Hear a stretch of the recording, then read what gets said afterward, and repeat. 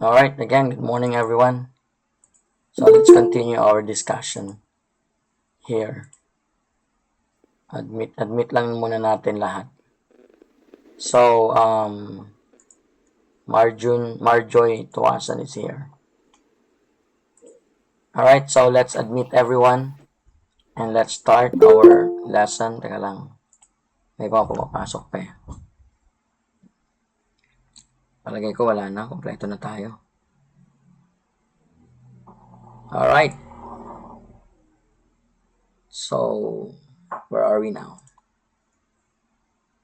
Okay. So, atras lang tayo ng konti. So, so VA is more about a professional who provides remote work. Okay?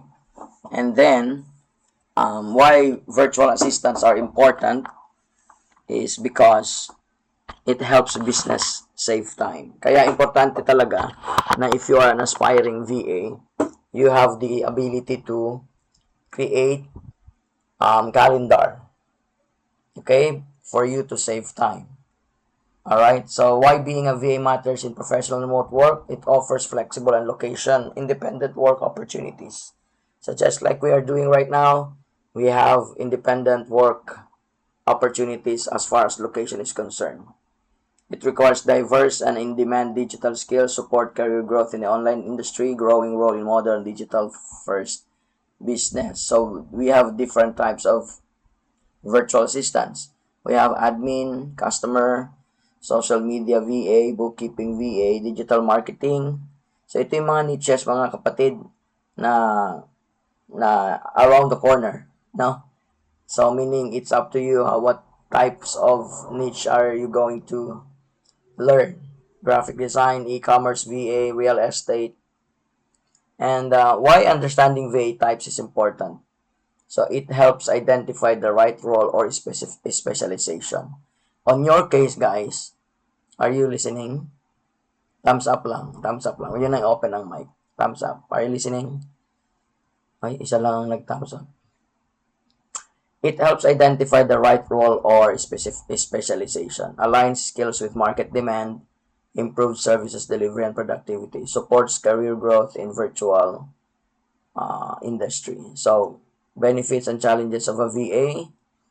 So, virtual assistants offer remote support to business and professional. Benefits highlight advantage of VA work and services. Challenge identify common difficulties in VA role.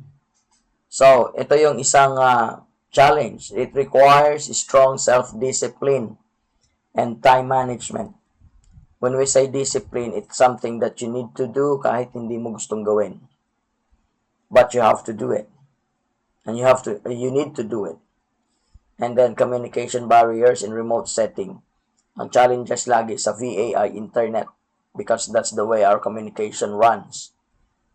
So if you plan to have to work as a VA or work from home, see to it that you invest sa internet. Sa amin dito, I have Converge and Globe as well. So question sa inyo guys, sir, ilang internet ba dapat? Sapat para pag nawala ang isa, merong isa. Okay? So that's your investment as well. All right? So ngayon, kung alanganin ka with your investment as a work from home, as far as your internet is concerned, mahirapan ka talaga. Communication or managing multiple clients and workloads. You have also the possibility to work with multiple clients. So my suggestion to you, as long as you can manage your client, you can have one or two or more clients. Pero kapag hindi mo kayang i-manage, one will do. Alright? And then you have your need for continuous skill upgrading. Don't settle for less. Don't settle of what you've learned already. Always have a continuous skill upgrading. Or else mapag-iiwanan tayo sa kangkungan. It requires, ano ba yan? So, it helps individual prepare for BA, alright? Okay. So, core skills that must have in becoming a VA. Communication skills. Yung English ninyo, ayusin nyo. It's a clear writing, professional emails, and good listening. The reason why I let you watch movies is for your ears to discipline yung dapat yung marinig na English. Kasi if your ears are not disciplined to listen English, it will have a difficulty in analyzing with your brain. Alright?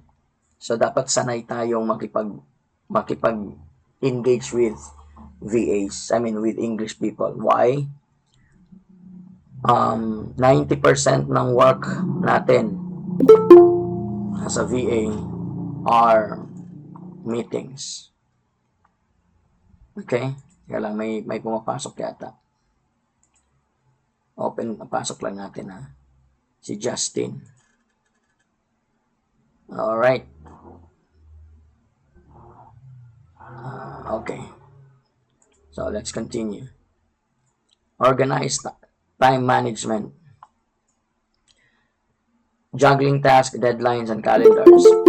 Ano ba yan? Meron ulit. Sorry. Bakit Justin ulit ito?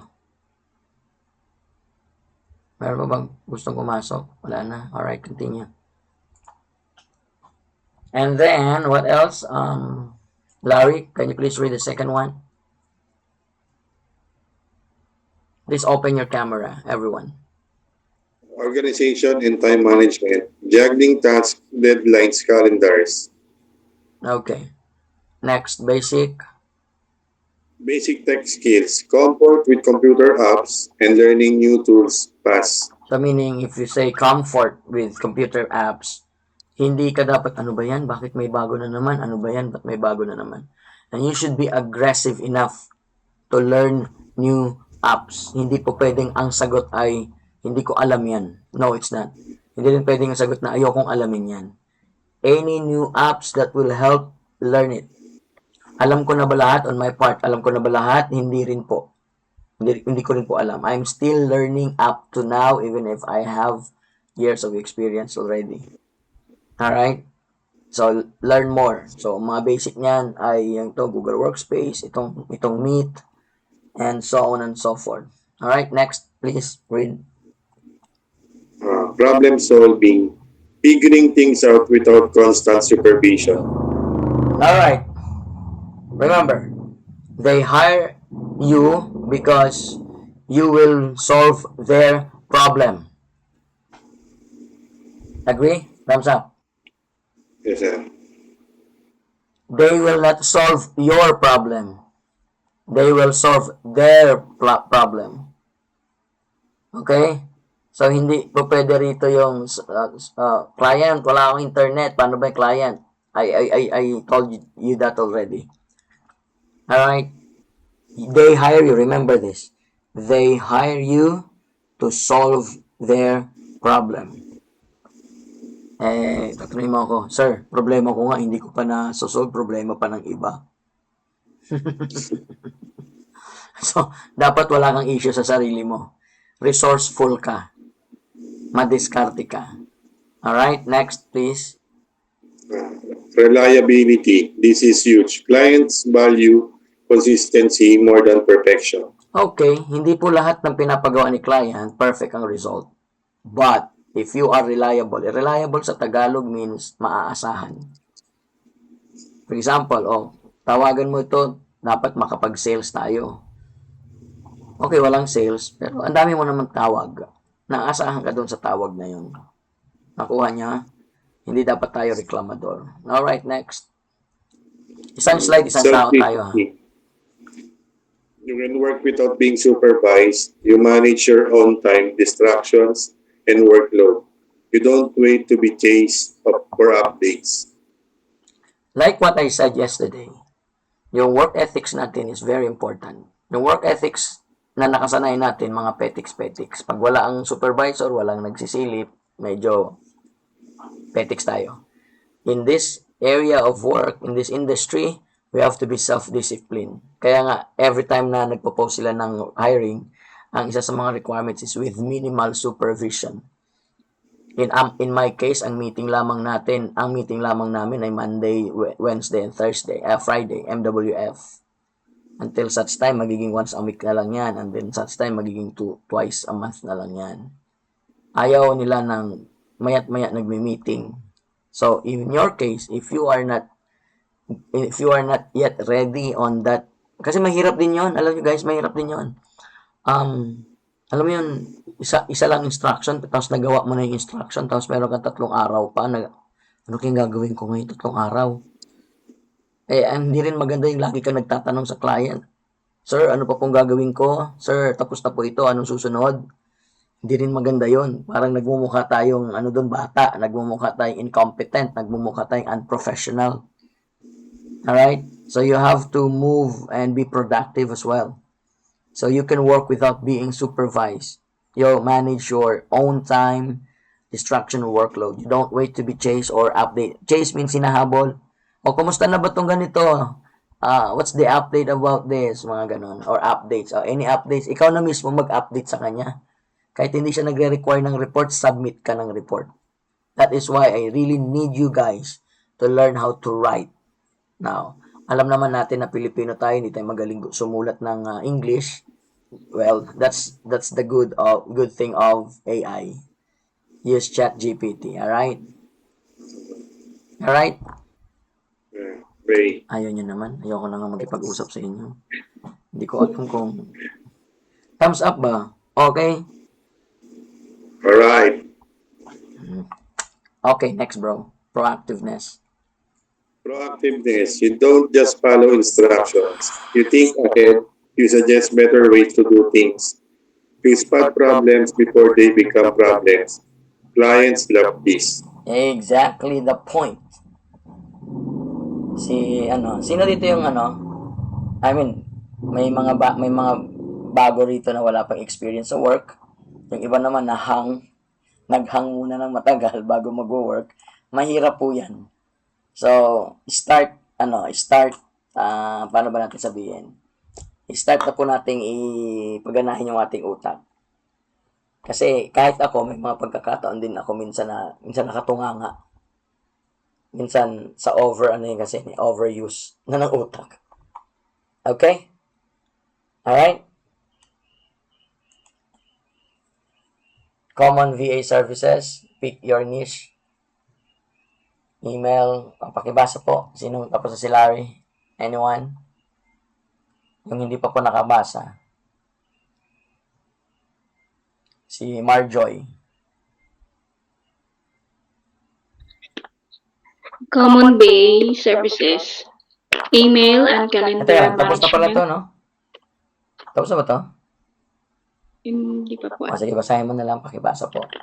Email and calendar management, data entry research, customer support, chat, email, CRM tools, social media scheduling and inbox management, content formatting, blogs, Canva graphics, slides, bookkeeping, QuickBooks, invoices, expenses, e-commerce support, Shopify order tracking, and product uploads. Ngayon, marami naghahanap sa akin ngayon VA, oh. Masarap kaya, bigyan. Sino gustong VA na dyan? Alam nyo, after these 2 weeks of training, if you want to experience more, you can go here. If the price is right, I can make you everything that you need to know, provided give me at least 3 months of your time. And I can guarantee you before December or in December, okay, matututo po kayo. Alright?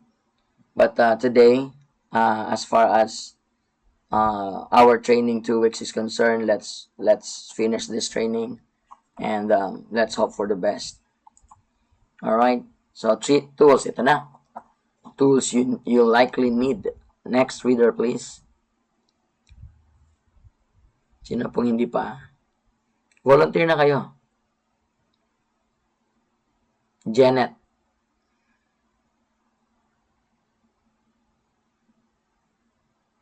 Who's Janet Robosa? Ito, sir. Ito na po, sir. Good afternoon. Okay. Uy, Ito po sir na Wait lang, nagdadrive ka pa pala. Huwag ka munang magsalita dyan. nag-stop na po ako sir. Magbabasa muna ako. Di na, sige lang. Go The ahead, tools you likely need. Okay lang sir. Mag-drive ka Atid ko muna. lang po kasi sa school. Magbabasketball po kasi sir eh. Sige lang, mag-drive ka muna dyan. Mga ma-aksidente ka pa, makonsensya pa ako sa'yo. Magalit Oh, pa yung sige anak po, mo. sir. Basta makinig lang kayo dyan. Thank you po. Alright, alright. po, Sige. sir. Sino pang hindi nagbabasa? Kiara? Ako na lang po, si Janet. Janet? Si Janet. Sino ba yung kanina? Janet po siya. Janet, ikaw, po Janet. ako. Apo. Ba't wala ka dito sa attendance natin? Meron, sir. Ano. Larry, Kiara, Yoli, Sheila, Kyla pala, Marjun, Justin, Maria, Janet. Walang Janet. Hindi po ako nilagay ni Larry. Ayos ka. Sige, Janet. Opo. Tools you likely need. At minimum, reliable computer and laptop, stable internet connection, headset and webcam for calls, common software, Google Workspace like Docs, Sheets, and Drive, Microsoft Office, Zoom, Slack, Trello, Asana, Canva for single design work. Okay, these Single are design work. only minimum. Thank you for reading. These are the minimum requirements. So, wala pa akong specifics, but if you have upper version of your laptops, better. At least 8 or 16 RAM. Stable internet, minimum lang naman na kailangan natin is 10 to 50 Mbps. And if you have more than that, that's good. Headset and webcam for calls. Remember, when you use Zoom meetings, webinar, insulto po sa client if you off your cam. That's a very, very big insult. That's why in our case, I let you open your cam para masanay tayo. Kasi closing a cam, regardless of any reason, means you are not interested with the meeting. Okay? Ethics po yan. So, let me check. Sino yung mga nagko-close ng cam dito? May mga nagko-close ng cam. Siyempre, pag nasa CR ka, close mo, siyempre, nakakaya naman yun. No, si Kyla, Lars, hindi pala. Wala ba? Wala naman naka-close. So, just open your cam. Alright? It's like you are attending the training. Okay. So, that's the end of the lesson. Any questions so far? Wala? I'm just giving you a introduction of the VA. Okay, sir, VA po. Kung VA po ba kailangan magaling mag-English? Common question. Magaling mag-English if ang niche mo ay telemarketing, cold callers. Kailangan talaga magaling. However, doon sa mga niche na hindi naman nakikipag-usap sa maraming tao, especially kay client ka lang naman nakikipag-usap, of course, you have to be more understandable na English. In your case, feeling ko naman kaya ninyo. Question? Before I proceed with our next lesson. Sir, VA, magkano ba ang sweldo? Ang VA, common VA, nag-start sa 50, 60, 70, 80, 120. Pinakamalaki ko yata narinig, 200 per client. Pinakamababa ko narinig, 30. Okay? What else? Na-discuss natin kahapon yung mga holidays, di ba? So, ang VA, ang holiday ng VA ay yung holiday ng client, hindi yung holiday mo. Alright? Sige. Each should give me a question so that I can proceed. Our topic for today is, what is VA? Sige po. And then, break ulit tayo ng 3 minutes to proceed with our next topic. Sir, Oh, go ahead. tanong lang po. Sir, rinig po ako. Yep. Okay. Yung sa VA po ba is 5 days lang po kada week yung trabaho po? Majority of the work is 5 days kasi especially kung business to business transaction ang gagawin mo, hindi ka na lang kasi makakatawag ng weekends kasi wala ka naman tatawagan. However, if the clients have business to customer, B2C, sabihin yung business niya tumatawag sa individual people, minsan may Sabado, minsan may Linggo. So it depends on the client. But the 90% or 95% of the clients, especially the business, B2B approach, hindi sila nag-require ng weekend. 5 days lang sila. Alright, thank you, Justin. Okay, everybody should ask question. Sir, ako po, Go ahead, question. Janet. Janet po. Sige. Go ahead. Sir, tanong ko lang po, full-time po ba, 8 hours po ba ang pag-work ng PA as PA? Alright, there are clients who hire part-time. There are also clients who hire full-time. And a lot of the clients hire full-time employees. Because you will be part of their employee. Of their manpower staff. Although, there are clients who hire part-time, pero bihira lang naman yan. Why do you ask? Kasi may mga ganap ka sa buhay.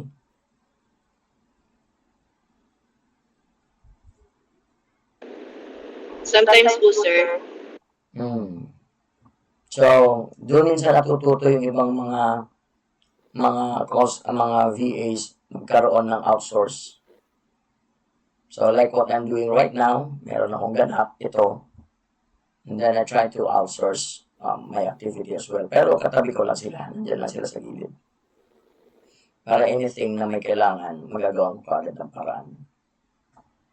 Alright? Thank you. Next question, please. Sir, ako po. Si ano na, Sige, ladies sige. first. Janet. Sir, about dun sa niche, medyo ang dami po kasi. So, okay lang po ba na parang meron kang specification? Parang isang niche lang yung pwede mong i-take? Parang ganun, sir? Or pwede rin lahat? Po yan, sir. Pwede namang isa lang. Pwede namang isa lang. Pwede rin namang lahat. So, ang tanong sa sagot mo ay dalawang sagot.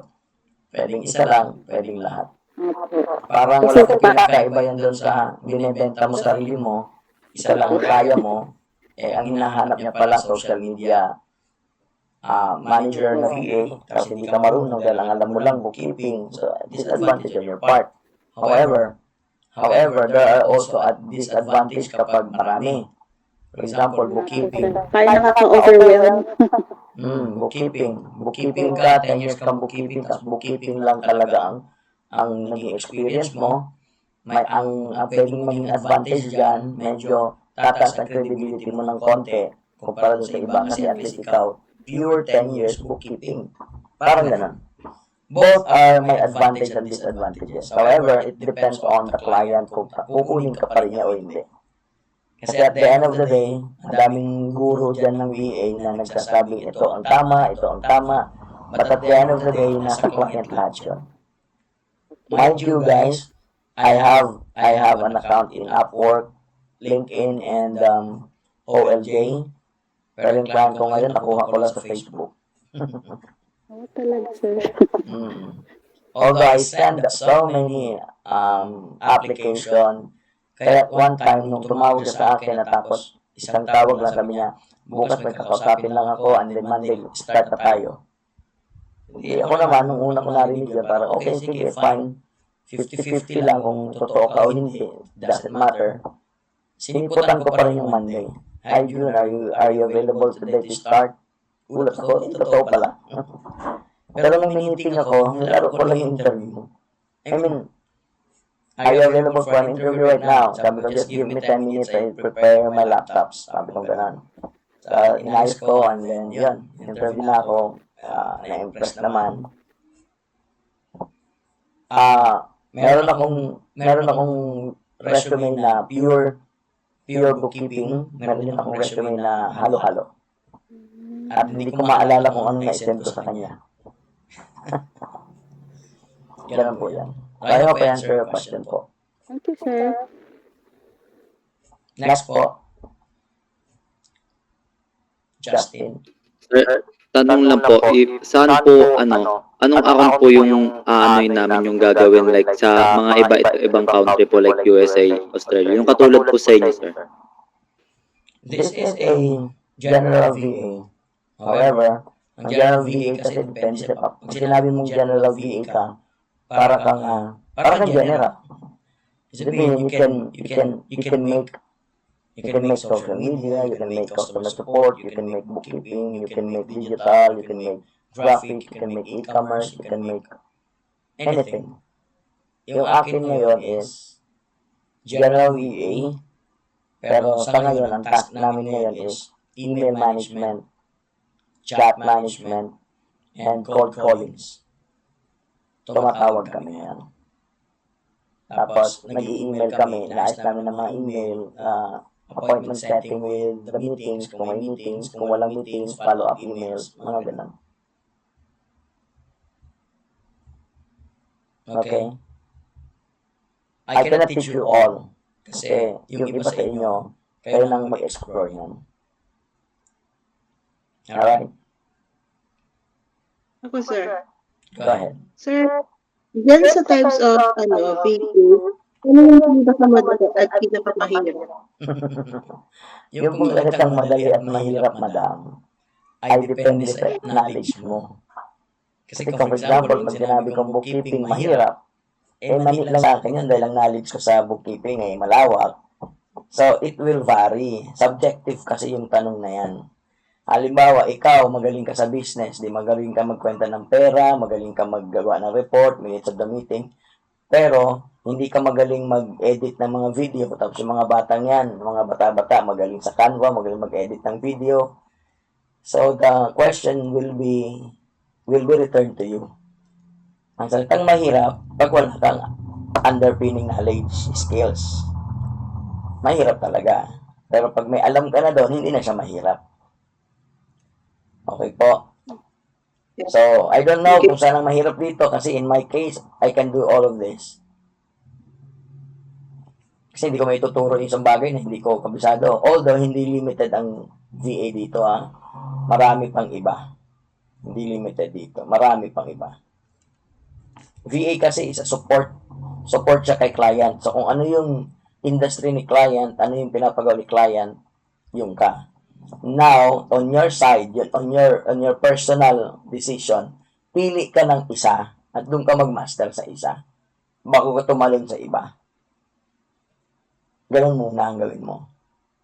So, kung ano yung pinakamalapit sa'yo na hindi ka na kailangan mag-training pa ng mahaba, doon ka pwede mag-umpisa. Ang ituturo ko lang sa'yo ngayon, kahit anong niches pa yan, meron tayong pare-parehas at common activity na ginagawa ng mga VAs. Kahit anong niches pa yan. So, yun ang ating pag-aaralan sa 2 weeks na to. Hindi na kasi natin may specifics ang bawat isa. Okay? Okay, sir. Thank you for the question. Next question, please. Oy, lahat magtatanong bago ko to i-end, ha? And then we will proceed to our next lesson. Sino Opo, sir. Who's that? Marjoy? Di po. Alright. Yung BA po ba, per contract po ba yan?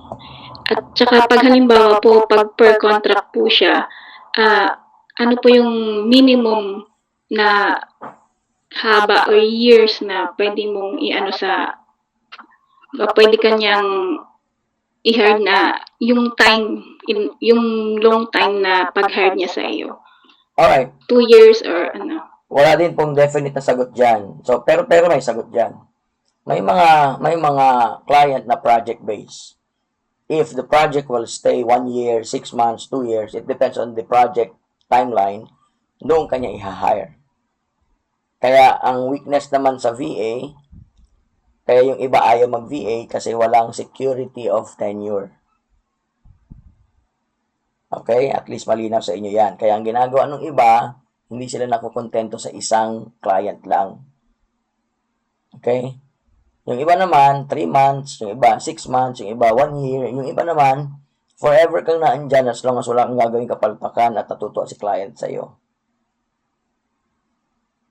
Ganun lang. So, ang inyong NDA, ang inyong non-disclosure agreement or yung contract ninyo will be like subjective din yan eh. Hindi rin ibig sabihin pag may contract ka, tapos na. Kasi nakalagay din yan sa contract. Pag hindi na sila satisfied sa trabaho mo, ayaw din nila sa'yo. So, pwede nilang i-cancel yung contract anytime. Okay? Okay po. Thank you po. Ang training nila, dito nasanay tayo na ang training days natin 15 days without pay. Sa kanila, ang training lang nila sa experience ko 1 day. 1 day lang. Kaya, siguraduhin nyo na pag when you send your email, ready na kayo for training. Ira-run through ka lang nila kung ano yung dapat gawin and then kinabukasan, start ka na. Sa mga unang araw mo, pagbibigyan ka magtanong na magtanong, pero pagka 1 linggo na, 2 linggo na, tanong ka pa ng tanong, may buburaot sila sa'yo. Kasi sobrang dami nilang ginagawa. Kaya nga sila nag-hire para hindi na sila abalahin. Okay? Next. Yung jowa mo, Justin, parang hindi ko nakikita. Nandito ba?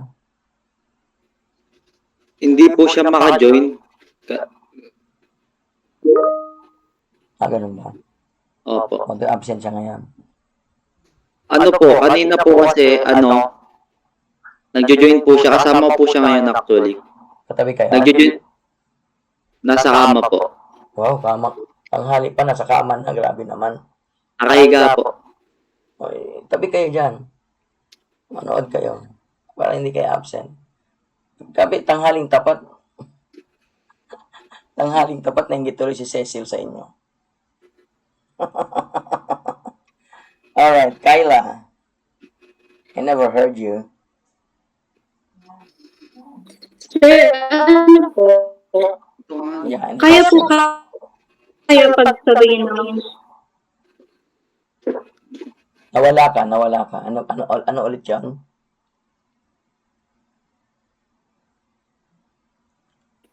kaya po kaya ng student Anong na year ka na ba? mag-BA? Kaya po kaya pagsabayin? Anong year ka na ba? Yes, sir. Yeah, Kyla, anong year ka na? This year pa lang po. Parang gusto ko po pumasok. College ka? College po.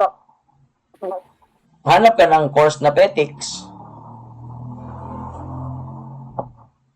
Kasi, yung 8 hours na US, that's 8 hours na work. And then, kinabukasan, 8 hours ka rin papasok. Hanap ka ng course at subject at schedule na PETICS. Although, may mga VA naman na student, but that will be very, very hard for them. Nasa sayo. Kung malakas ka, di kaya mo. Kasi trabaho yan eh. It's the same as nagtrabaho ka ng gabi. Kung meron kang Australian account, which in your case, hindi pwede dahil mag-aaral ka. So, panggabi ka talaga. Kung kaya, kaya. Pero ang tanong, kaya mo ba? Okay po. Hanap ka na lang ng mga part-time jobs na VA.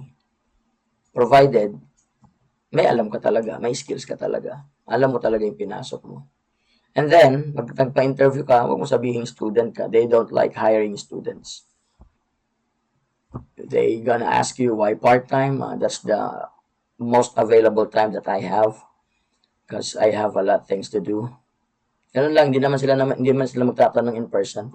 Pag nagtanong pa sila ng malalim, sabi mo, that's personal already. Nirespeto na nila yun. My suggestion is, part-time ka. Kasi kung isasagad mo rin ng 8 hours, baka mag-collapse ka naman sa school. How old are you again? 20 po. Sana. Kung 23 ka lang sana, merong parang ALS na college, yung ETIAP, yung ginagamit ng mga artista at saka mga mayayaman yung kagaya nila Manny Pacquiao ba? 1 year lang graduate ka na ng college. So kayo dyan, kayo mga nanay na, if you are interested, 1 year lang graduate ka na ng college. Minimum requirements, 23 years old, high school graduates, at saka maraming certificate, 60 points. Mura pa, mga nasa around 30K lang, one time payment, graduate ka na ng college. Installment pa. That is what I do. That's why I have 3 courses. Yung isa doon, ETIAP. Sinubukan ko kung totoo yun. State University. Ako graduate. Alright, last question. Sino ba hindi ko natawag? Saan mo ba plano pumasok, Kyla?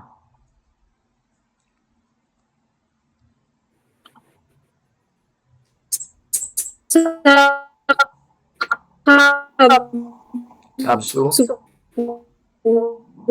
Saan Kabsu? Kabsu Imus? Imus po. Anong course? Psychology po. Ako, 5 to 6 years pa yata yan. Okay, sige. Ang alam ko pa 4 years. Oo nga. Pero siyempre may mga exams pa yan, saka mga review. Tapos may mga aral ka pa ulit yan pagkatapos mong gumraduate. Anyway, sige, go ahead. Tapos, pag pumasok ka ng sweldo mo, minimum lang pala. Sabay din discourage, no? Magpagadalubhasa ka na lang mag-BA para 100,000 na sweldo. Anyway, sige, discarte mo naman yan. Ikaw na bahala dyan. Alright? Sino pa hindi ko natawag? Sige, 3 minutes break again. I-prepare ko yung susunod nating lesson. You can off your cam, you can go to the bathroom if you want, and I can drink water if you want, okay? I'll get back after 2 to 3 minutes. See you guys.